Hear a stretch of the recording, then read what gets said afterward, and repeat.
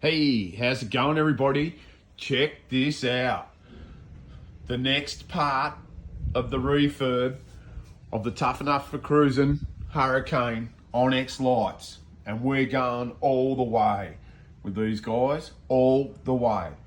So we're putting the 32-inch light bar, we're replacing the 12s, the work lights. We're gonna be putting a big set of their 9 inches right here on the front, beaming out. 242s going up there on the roof rack, multitude of work lights around the outside, and then we're going to be putting in some rock lights. So that is going to be totally off its head. Looking forward to doing this with ONYX lights.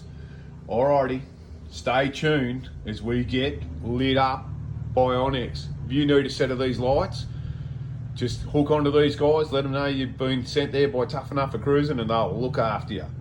Alrighty, thanks everybody, chowdy bye.